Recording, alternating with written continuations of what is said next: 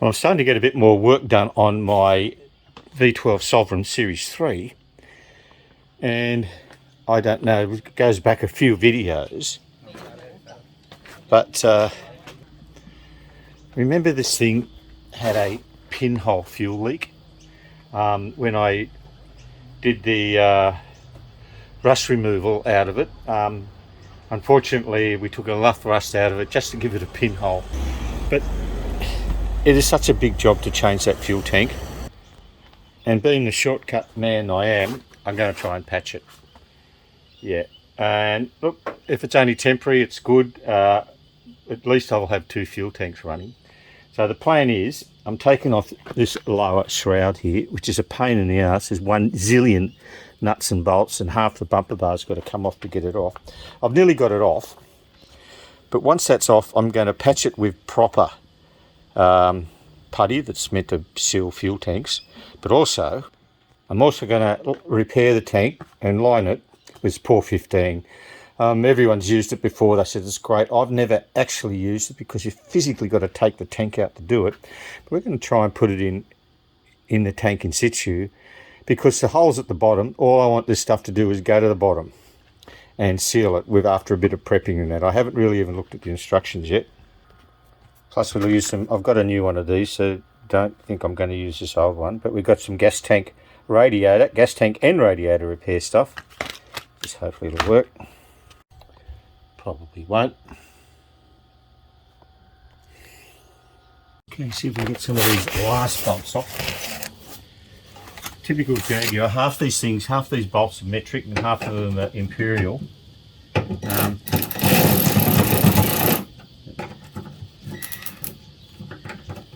Half these are different size. That's a different. This has been off before because that's a 10mm nut, and these are 3/8.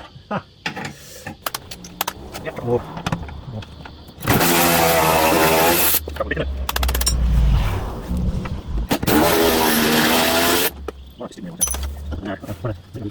It's 3 10mm or 7/16 bolts there, and they're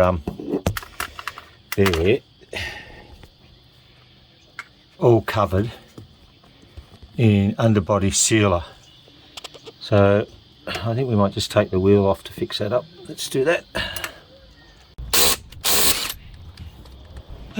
Fuck it. Well, you probably shouldn't use an impact gun on these things. I can't get it off. Oh well.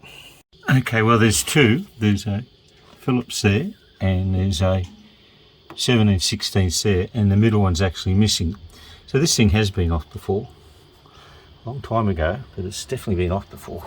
Okay, she's off, sorta. Of course the wires are the electrical plug for the tow bar, which is still on the car, run through it, and I can pull those ones off there for the tail light, but those ones I'd have to go inside the boot. I don't think we need to get them.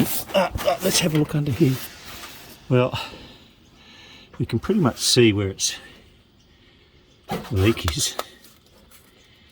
Voila, just there. And sure, it's not really the right way to do it.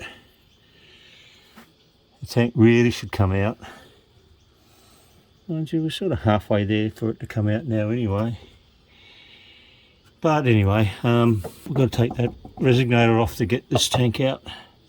And it's so hard to take the screws up from up the top of the cap. Sometimes they don't come out at all.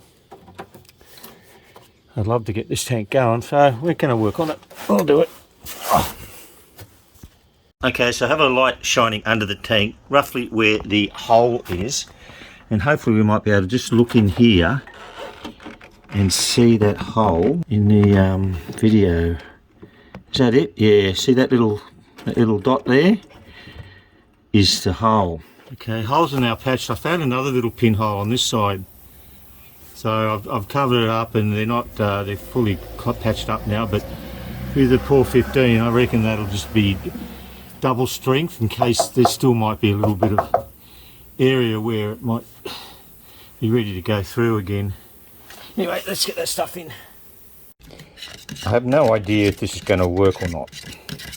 And we're not going to use the metal prep or the degreaser because I thoroughly cleaned that tank out with my electrolysis and system a couple of months ago. So, God, a few months ago now. So it's a pretty clean tank. There's no rust deposits in it. It's all been washed out. And if you put more of this metal prep in, it may create new holes. So we're not going to do that. So we stir it till it's pretty much even colour, which it is.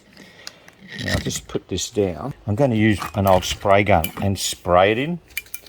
And as I said, we only really need to get to the bottom of this, but this will probably be able to spray it all around. Probably wreck it. Oh, we'll probably clean it out with something. Anyway, let's pour it in and let's get some into the tank. I'll make a mess here.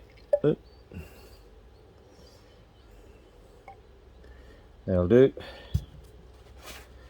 Just enough. Pressure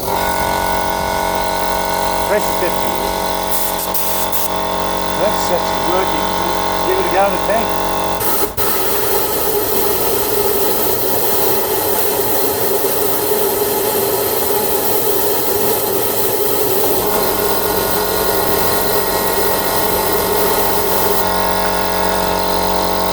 Probably a little hard to see in there, but that is covered 90% of the tank, most of it down below where I want it.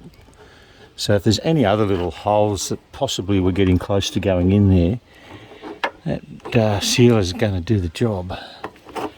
Pretty happy with that. That's going to last for another 20 years.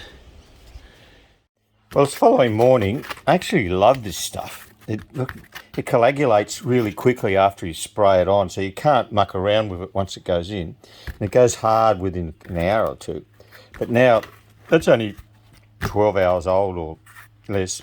But you've got to leave it for 4 days. So I'm going to go back to the big smoke today and be back on in about 4 or 5 days' time. So we'll put it all back together and then put some fuel in it, see if it leaks, and then if it doesn't leak, we can put the lower shroud back on and get some plumbing done and have 2 tanks working. There'll be another job done. Hooray! Okay, that tank lining pour 15 has now been in there for 5 days. So I've just been down to the servo, get some fresh fuel. We'll put 10 litres in it and just give it a couple of hours to. Pretty sure it's not going to leak, but we'll put it in there before we put the lower shroud back on. But before we put that fuel in, I forgot to put my little gauzy intake filter, my little pickup filter in. So we'll put that in. That's the one I've got still good. Oh, bang. When I sprayed that pour 15 in, it ran out the bottom, as you saw, and I did clean out the threads to make sure there wasn't any in there, but I didn't really clean them out well enough, and yes, in fact, it was a little bit of extra pour 15 in the threads. It made it hard to get the plug in, so I had to grind it out. It's pretty tough stuff, that. But first fuel in this thing for quite a few years. In the right tank. Yep. Got my new rubber in there for the fuel sender, and I've just sprayed it on both sides with a bit of lithium grease, just so it doesn't fall out and it tightens up nice and smoothly and gives it a good seal. Put this fuel sender back in and close it up down this side. I think that's the right one for it. I can't remember. It'll do. As long as it fits. Well, I had a bit of a disaster yesterday. After putting that fuel in, I noticed I had a drip. So I didn't attend to it straight away. And when I went to release the fuel, I only put about 5 litres in there. I had this bucket under there and it just filled up and flowed over, and I had fuel everywhere. I had to quickly grab another bucket, and I didn't put all that much fuel in it. And then I remembered way back when I bought this thing that this switch over valve, which obviously that's what it does, it switches from the left tank to the right tank, is not working. This tank didn't have any fuel in it. When I took the big main plug out, it started gushing out. So what's been happening is that changeover valve is stuck open, and fuel's been running out of the right tank and running into the left tank. So I had a full tank on my left tank here, and it was slowly draining through that into my right tank. I've now disconnected it again, and that's why I had more than 5 litres of fuel in it. So I'm going to change this valve, and I must have remembered it was stuffed because I did buy a second-hand one, or found a second-hand one, and this one works. I've tested it. So we'll take that valve off, and how this system works is 3 valves. There's 3 valves. The other 2 are located under the wheel arch. There's one there. So the right-hand valve is the supply valve. It supplies fuel to the engine. If it's energized, it supplies it from the right tank. When it's not energized, it supplies it to the left tank. It just closes off. And the left-hand valve is the return valve. So that returns all the fuel back to the tank that's unused from the engine. And this is the one that plays up the most. So if you have an issue where all of a sudden one tank starts filling up, it's because this return valve is broken, and it'll pump fuel into the wrong tank where it'll overflow fuel if that's gone. But I have had to replace that one. But this time we're going to just replace this one and see if we can get this fuel system working. To confirm that valve isn't working, I've got the ignition on, and I've got the tank switchover switch to the right tank, and that powers up this valve to block the left tank from entering the fuel pump. Only the right tank, and obviously when I switch it over to the left tank, it'll turn off that valve and allow fuel to come from the left tank into the fuel pump. So obviously it's not working, because it's just allowing fuel to flow straight from that tank right through into that tank, and eventually it's going to probably overflow that tank if you put too much in it. So do we all understand that, how that fuel system works? I'm sure I don't.